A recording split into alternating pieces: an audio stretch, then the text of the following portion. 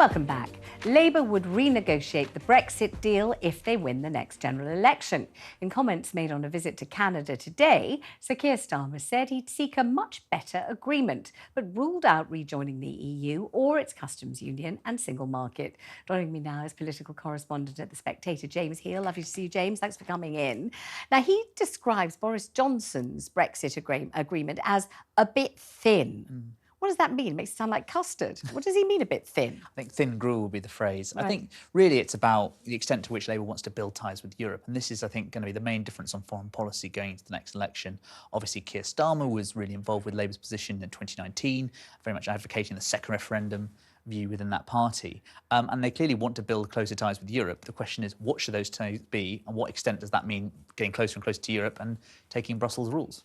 And do you think he knows what he means? I mean, very often, either we're told by actual members of the Labour Party, even the shadow cabinet, that they're keeping their powder dry. They're not telling us until they get into power. Then they'll decide what to do, which seems a bit confusing. I heard that on the on Any Questions on Radio 4 at the weekend. You know, we're not telling you what we're going to do because, you know, we don't want anyone to know yet. But do we think he knows what he means by renegotiate? What's he got in mind? I think he would point to things like the recent Horizon deal, where we just rejoined collaboration with Europe on university research. So that kind of thing. It's really research and business is what he's looking at in particular, sort of plank by plank individual issues. The question is, of course, he's talking around things like security. Now, I think everyone get on board with, say, intelligence sharing from across, different intelligence services to ensure that we keep our country safe. Are we not still doing that anyway? Well, we are doing that anyway, but the point then gets to things like the European arrest warrant, and then that leads to what jurisdiction do certain courts have in this country. So it all depends on piece by piece, and I think it's notable that he said these comments, and of course, the Brexit deal negotiated with Boris Johnson is up for negotiation in 2025.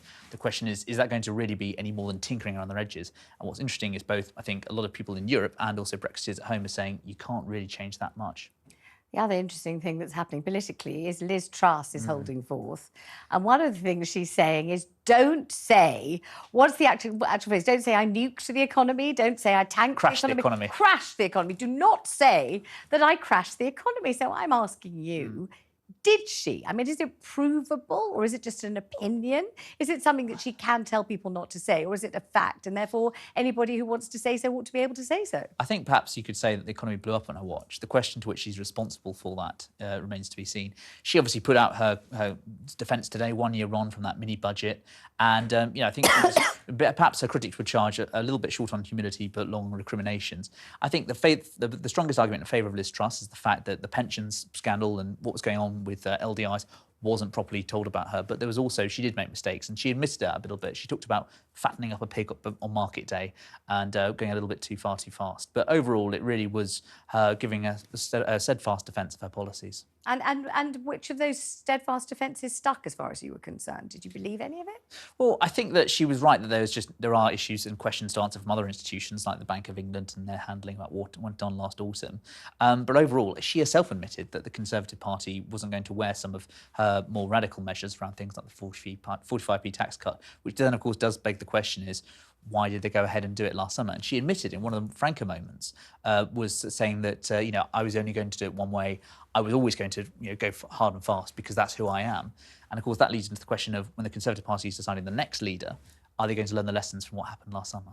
And why is she speaking out in this way suddenly? Why does anybody really want to hear from her at this juncture? I think she's always been a massive policy wonk. She's always loved to get involved in intellectual battles. And I think that she was never going to go quietly. She was going to always carry on fighting. And she believes she's right. As we saw in her comments today, she thinks that the economy isn't doing much better under Rishi Sunak.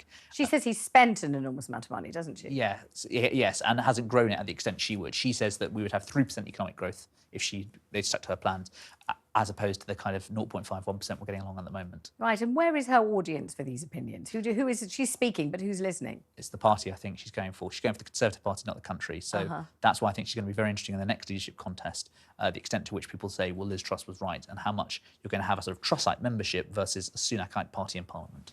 Right, well, thank you very much indeed. Pleasure. Good to see you, James.